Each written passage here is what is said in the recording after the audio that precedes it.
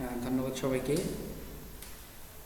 তো আজকে আপনাদের মাঝে আবার হাজির হলাম আরেকটি নতুন সরকারি সার্কুলার নিয়ে, যেটি হলো বাংলাদেশ বিমান বাহিনী। সো আমার চ্যানেলে আপনার পূর্বে কিছু ভিডিও দেওয়া আছে, যেগুলো বিভিন্ন সরকারি বেসরকারি চাকরি সম্পর্কে বলা হয়েছে। সো আজকে আপনার মাঝে মাঝে আবার চলে আসলাম, যেটি বাংলাদেশ বিমান বাহিনীর নতুন একটি সরকারি সার্কুলার। সো চলুন শুরু করা যাক। সো এটি হলো তাদের যে অফিসিয়াল ওয়েবসাইট সেটি। সো এখান থেকে আজকে আমরা দেখতে পারবো যে আসলে কোন পদে কতজন করে লোক নেওয়া হচ্ছে। সো সেই সম্পর্কে আজকে পুরো আলোচনা জুড়ে আমি হাসান আছি আপনাদের সাথে। সো এটা হলো বাংলাদেশ বিমান বাহিনীর যে আপনার অফিসিয়াল ওয়েবসাইট বা তাদের যে বিজ্ঞপ্তি সেটি। সো এখানে আপনার তারিখ দেওয়া আছে 13/1/2022 খ্রিস্টাব্দে। সো এখানে বলা আছে যে আপনার আবেদনের শুরু কবে এবং শেষ কবে। সো পুরো ভিডিও আপনাদের সাথে আমি আছি। সো এখানে দেখতে পাচ্ছেন যে ক্রমিক নাম্বার এখানে আছে, পদের নাম, বেতন স্কেল, এখানে আপনার শ্রেণী দেওয়া আছে। এভাবে আপনার স্টেপ বাই স্টেপ এখানে ক শ্রেণী, খ শ্রেণী এভাবে এখানে দেওয়া আছে। সো এখানে ক শ্রেণীতে বলা আছে যে পদের নাম ও বেতন স্কেল। তারপরে এখানে আপনার বলছে যে শিক্ষাগত যোগ্যতা। এখানে আপনার ক্রমিক নাম্বার একে আছে যে সিস্টেম ইঞ্জিনিয়ার, এখানে স্ট্রাকচার এয়ার ফ্রেম, তারপরে profession engineer, officer quality assurance, air space, planning engineer, aerospace. বেতন স্কেল আছে আপনার 26,500 টাকা থেকে 57,950 টাকা। তো এখানে আপনার বেতন বিভাগ ষষ্ঠ প্রশাসন। পদ সংখ্যা হইতেছে 12টি, যেখানে আপনার বয়স গণনা করা হবে 16/1/2022 তারিখ থেকে আপনার তো অনূর্ধ্ব 30 বছর বয়স, এবং মুক্তিযোদ্ধা সন্তানদের ক্ষেত্রে বয়স 32 বছর। সো এখানে আপনি সাধারণ শর্তাবলীর ভিত্তিতে আছে যে শিক্ষিত বিশ্ববিদ্যালয় বা ইনস্টিটিউট হতে 4 বছর মেয়াদী বিসিএস ইঞ্জিনিয়ারিং ডিগ্রি, এসএসসি ও এইচএসসি পরীক্ষায় ফলাফলে প্রত্যেকটি কমপক্ষে জিপিএ 4.5, 5-এর ভিতরে আপনার 4.5 থাকতে হবে, তাহলে আপনার এটিতে আবেদন করতে পারবেন।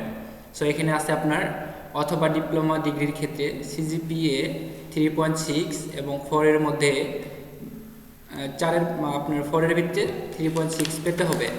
সো এখানে আছে আপনার বিসিএস ইঞ্জিনিয়ারিং কমপক্ষে সিজিপিএ 3, 4-এর ভিতরে আপনার 3 পেতে হবে, তাহলে আপনার আবেদন করার আপনি একটা যোগ্যতা অর্জন করবেন।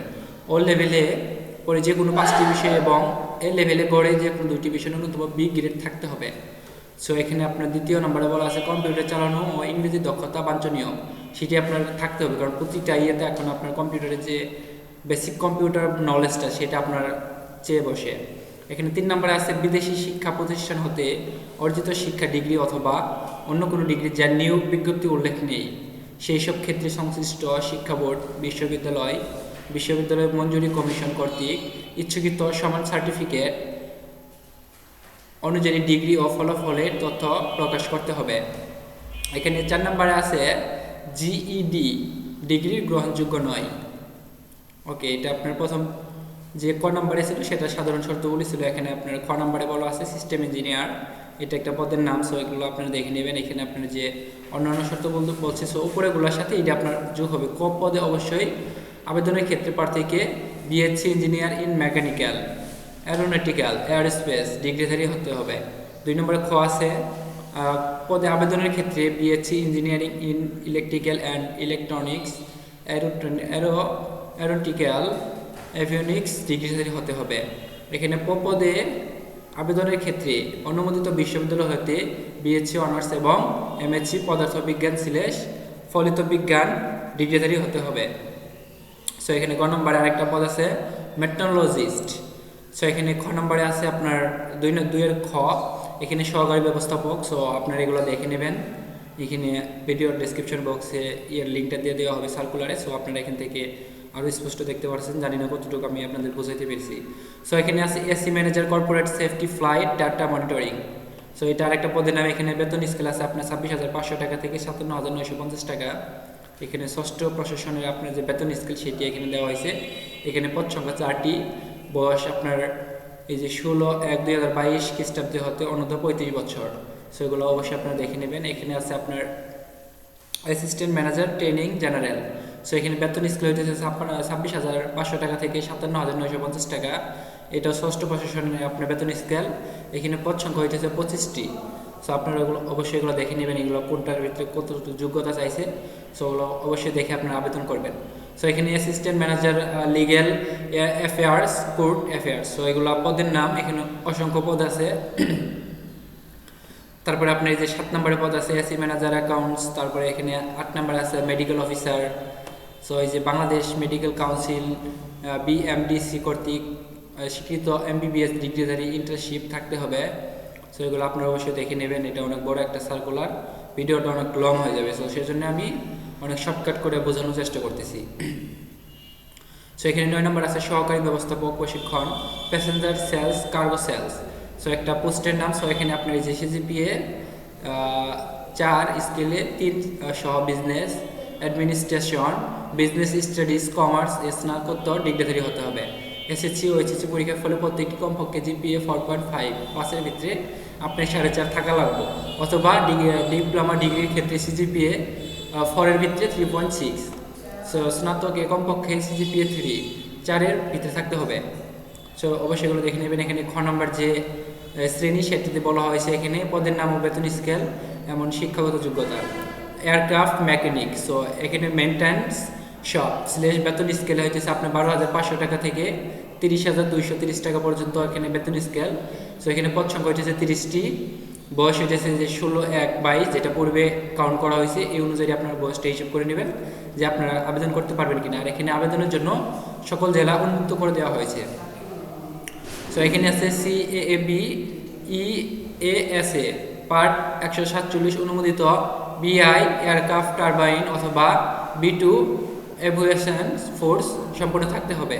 সো অবশ্যই এগুলো দেখে নেবেন। এখানে আপনার 11 নম্বরে বলা আছে junior tailor cum up holder.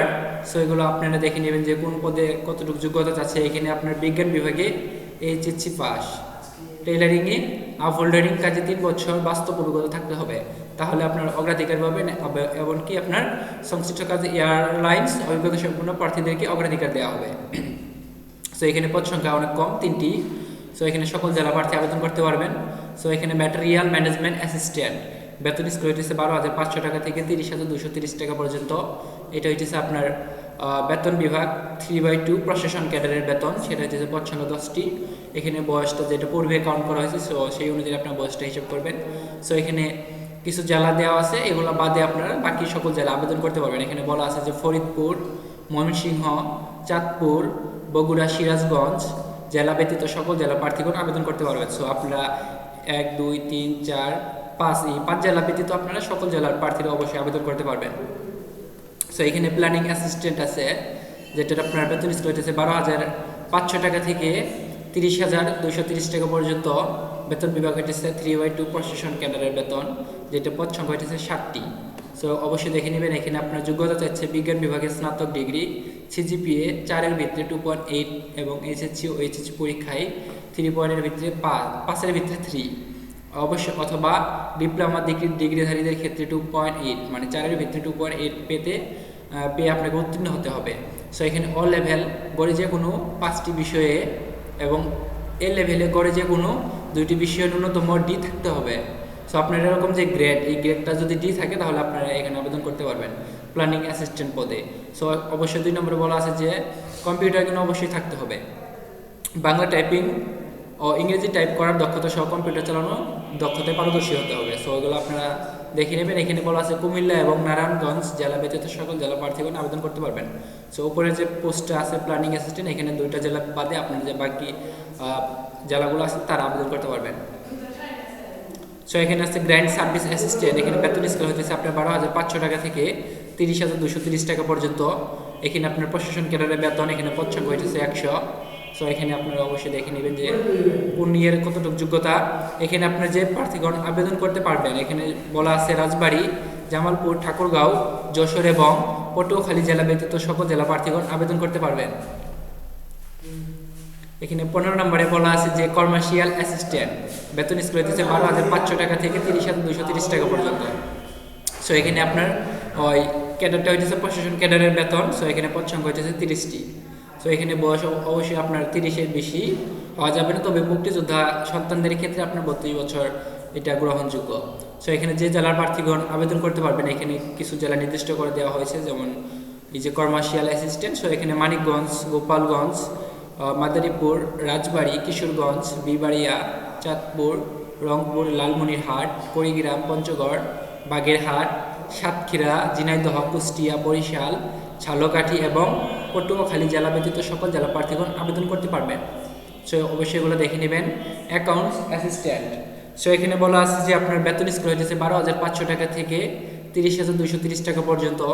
এখানে আপনার প্রশাসন ক্যাডারের বেতন, এখানে পদ সংখ্যা হইতেছে 10টি, আর বয়স অনূর্ধ্ব আপনার 30 বছর এবং মুক্তিযোদ্ধা সন্তানদের ক্ষেত্রে অবশ্যই 32 বছর। এখানে বাণিজ্য বিভাগে অনুষদে স্নাতক ডিগ্রি অথবা সিজিপিএ 4-এর ভিতরে 2.8 এবং এসএসসি ও এইচএসসি পরীক্ষায় ফলাফলে প্রত্যেকটি কমপক্ষে 5-এর ভিতরে আপনার 3 পাওয়া লাগবে, অথবা ডিপ্লোমা ডিগ্রিধারীদের ক্ষেত্রে 4-এর ভিতরে 2.8 ও লেভেলে গড়ে যে কোনো 5টি বিষয় এবং এর লেভেলে গড়ে যে কোনো 2টি বিষয় ন্যূনতম ডি থাকতে হবে, এবং আপনাকে অবশ্যই কম্পিউটার জ্ঞান থাকতে হবে।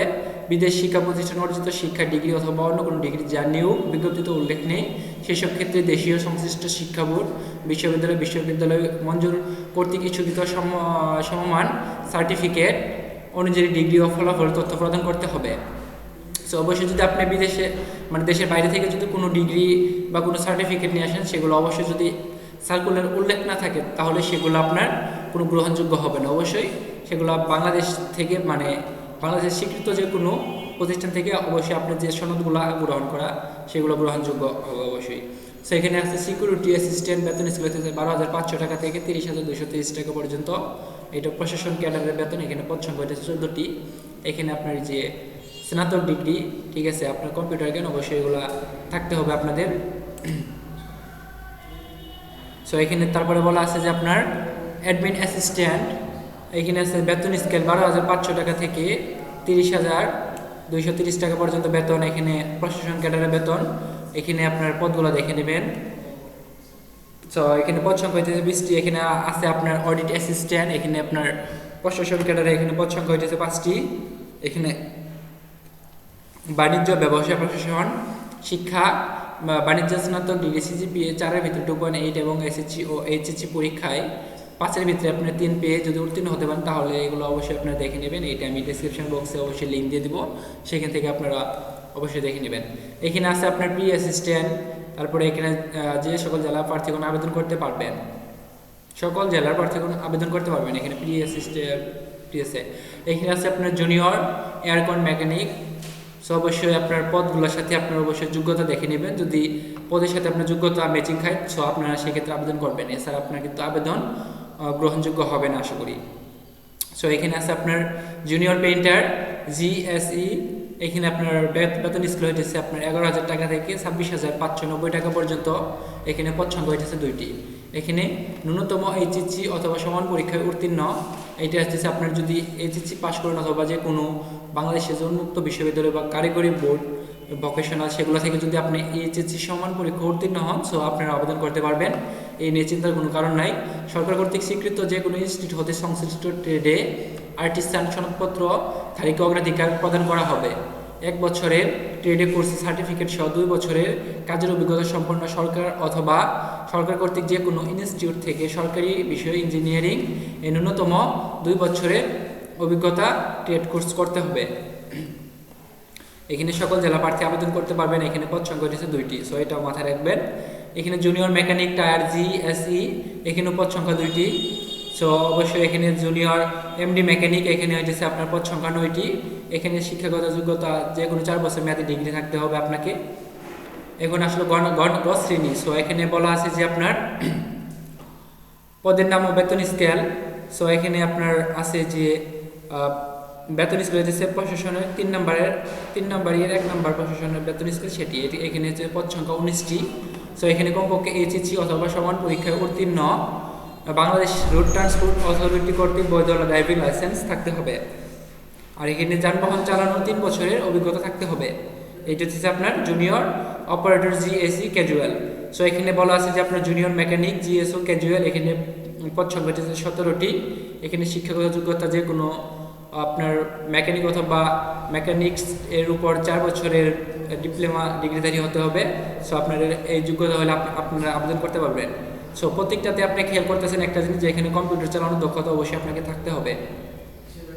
জুনিয়র ইলেকট্রিশিয়ান যে সিও ক্যাজুয়াল, এখানে পদ সংখ্যা হচ্ছে 10টি। এখানে আপনার যে electrical and electronics power mechanics এর উপর 4 বছরের মেয়াদি ডিপ্লোমা ডিগ্রি থাকতে হবে। সো এখানে আছে এমডি অপারেটর ক্যাজুয়াল, এখানে পদ সংখ্যা হচ্ছে 40টি। এখানে ন্যূনতম এসএসসি অথবা সমান পরীক্ষায় উত্তীর্ণ হতে হবে। যারা আপনি এসএসসি পাস করেছেন, সো এখানে তাদের জন্য একটা উপযুক্ত পোস্ট এটা, যেখানে সকল জেলা প্রার্থীগণ আবেদন করতে পারবেন। প্লাস এখানে পদ সংখ্যা অনেকটি 40, হালকা ও ভারী যানবাহন চালানো বৈধ ড্রাইভিং লাইসেন্স থাকতে হবে। সো এখানে হালকা ও ভারী যানবাহন চালানো কমপক্ষে 5 বছরের বাস্তব অভিজ্ঞতা থাকতে হবে। সো এখানে ঘর নাম্বার দেওয়া আছে সিকিউরিটি, এখানে পদ সংখ্যা হচ্ছে 100। সকল জেলা প্রার্থী আবেদন করতে পারবেন। এখানে ন্যূনতম এসএসসি পাস, অবশ্যই কর্মঠ সুস্বাস্থ্যের অধিকারী হতে হবে। উচ্চতা পুরুষ প্রার্থীদের ক্ষেত্রে 5 ফুট 6 ইঞ্চি এবং মহিলা প্রার্থীদের ক্ষেত্রে 5 ফুট 4 ইঞ্চি থাকতে হবে। অবসরপ্রাপ্ত পুলিশ আর্ম ফোর্স প্রার্থীদেরকে অগ্রাধিকার দেওয়া হবে। সো এখানে আপনারা এসএসসি পাস হলে এখানে যে সিকিউরিটি গার্ড ক্যাজুয়াল, সো সেটিতে আপনারা আবেদন করতে পারবেন। সো এখানে কার্গো হেল্পার আছে, ট্রাফিক হেল্পার। সো এখানে বিভাগ হইতেছে 1, বেতন বিভাগ, এখানে পদ সংখ্যা হইতেছে 200। সো এখান থেকে ন্যূনতম এসএসসি পাস, অবশ্যই নম্র ভদ্র কর্মঠ সুস্বাস্থ্যের অধিকারী হতে হবে। অধিক ভার উত্তোলনে কমপক্ষে 1 বছরের অভিজ্ঞতা থাকতে হবে। সো এটা বুঝতে পারছেন কিনা পদটা, এটা হচ্ছে কার্গো হেল্পার, যেটি হচ্ছে আপনার ওই যে কার্গো বিমানগুলা, সেগুলোর যে আপনার মালামাল বহন করে সেগুলো আপনার আনা নেওয়ার কাজে আপনাকে রাখা হবে। সো এখানে পদ সংখ্যা আছে 2টি। সো অবশ্যই আপনাকে ভারী জিনিস উত্তোলনে অন্তত 1 বছরের অভিজ্ঞতা থাকতে হবে। সো এখানে 33 নম্বরে পোস্টে বলা আছে যে এয়ারক্রাফট সুপারভাইজার। সো এখানে আপনার ক্যাজুয়াল, এখানে বেতন বিভাগ হইতেছে 1 আর পদ সংখ্যা হইতেছে 40টি। সো এখানে বলা আছে যে বয়স 16/1/2022 খ্রিস্টাব্দে তরুণদের 30 বছর এবং মুক্তিযোদ্ধা সনদের ক্ষেত্রে 32 বছর। জাতীয় পরিচয়পত্র বা জেএসসি সনদের ভিত্তিতে বয়স নির্ধারণ করা হবে।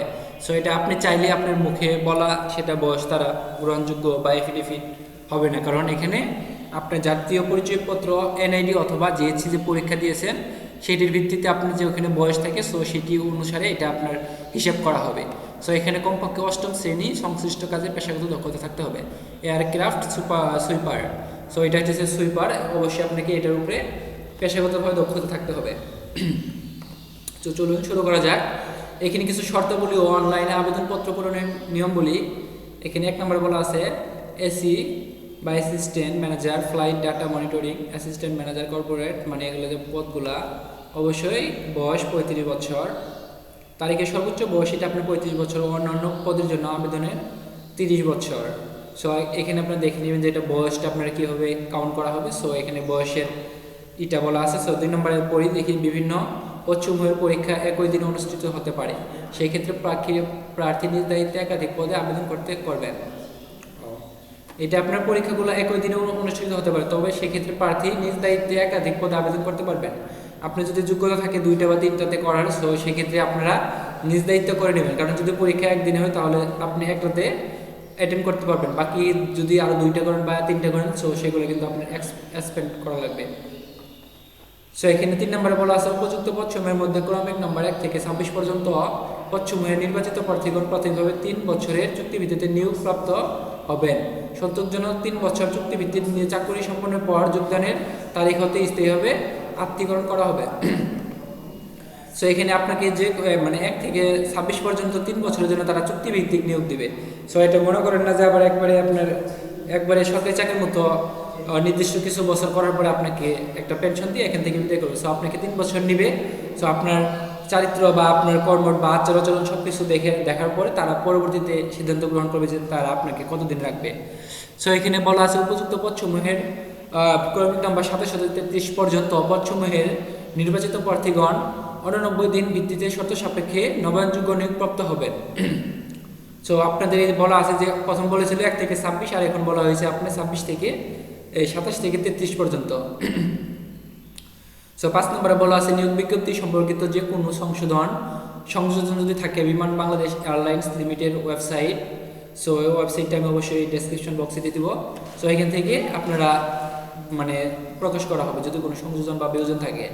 সো এখানে 6 নম্বরে বলা আছে যে বিমান কর্তৃপক্ষ পদের সংখ্যা হ্রাস বা পদের সংখ্যা বৃদ্ধি বা পরিবর্তন বাতিল এগুলো করতে পারে। সো প্রতি সার্কুলারে এটা থাকে যে আপনার কর্তৃপক্ষ যে কোনো কর্তৃপক্ষ হোক সেটা তারা আপনার পদ সংখ্যা হ্রাস বৃদ্ধি অথবা সংশোধন পরিবর্তন বা আপনার নিয়োগ বাতিল করা তাদের সেই ক্ষমতা তারা রেখে দিয়েছেন। সো অনলাইনে কীভাবে ফর্ম পূরণ করবেন, সো সেই লিঙ্কটি আমি ডেসক্রিপশন বক্সে অবশ্যই দিয়ে দেবো। সো এখানে ফি জমাদানের পদ্ধতি, আবেদন শুরু ও শেষ তারিখ, আবেদন সময় 16/1/22 সকাল 10টা হতে, আবেদন পূরণের শেষ তারিখ 6/2/2022, তার মানে রাত 12টা পর্যন্ত। মানে আর ধরেন আজকে যেহেতু 31 তারিখ, আপনার 6 তারিখ পর্যন্ত এটার রাত 12টা পর্যন্ত করার মতো ওয়েবসাইটটা আপনার অন থাকবে, পরবর্তীতে সেটা বন্ধ করে দেওয়া হবে। সো পরীক্ষা 72 ঘন্টার মধ্যে আপনার ফিটা জমা দিতে হবে। অবশ্যই অনলাইনে 300/300 ছবি অথবা 300/80 কীভাবে ছবি এবং সিগনেচার গ্রুপ করা হয় তা নিয়ে একটি ভিডিও আমার চ্যানেলে অবশ্যই আছে। সো আপনারা সেটি দেখে নিতে পারেন কীভাবে 300/300 ছবি এবং 300/80 কীভাবে ছবি গ্রুপ করতে হয়। সো অনলাইনে প্রার্থী আবেদনপত্রের একটি রঙিন প্রিন্ট কপি পরীক্ষায় সংরক্ষণ করবেন, যে কোনো সহায়ক হিসেবে সেটা আপনার কাজে আসবে। সো এই যে এখানে আপনার বলা আছে যে কীভাবে আপনার SMS করবেন। সো এখানে একটু দেখা যাক। সো এখানে তার আগে দেখি যে কীভাবে আপনার টাকাটা পেমেন্ট করবেন।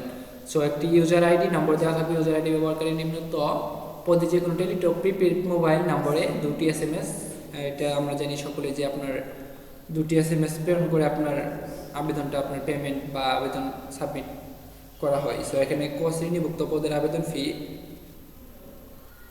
অফেরতযোগ্য 560 টাকা। সো আপনার ক যে শ্রেণী সেই প্রতিটা পদের জন্য আপনার 560 টাকা করে কর্তন করা হবে।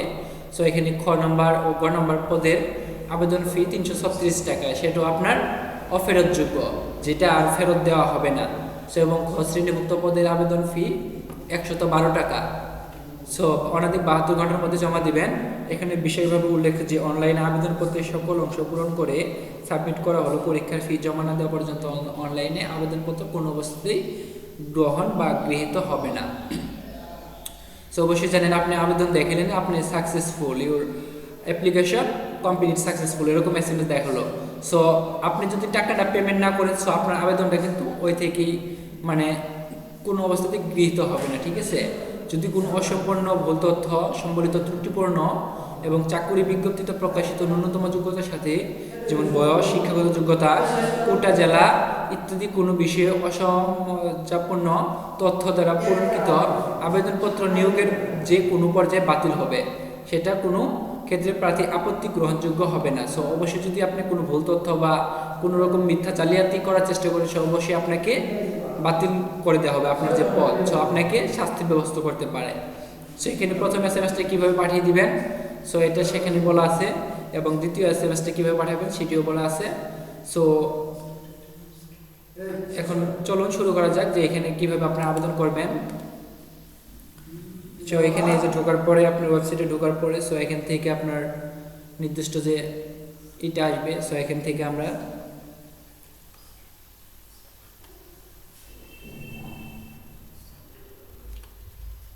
সো এই যে ওয়েবসাইট তাদের, সো এখান থেকে ঢোকার পরে আপনার যে হোম পেজ সেটি ওপেন হবে। সো এখান থেকে আপনারা দেখতে পারবেন যে কীভাবে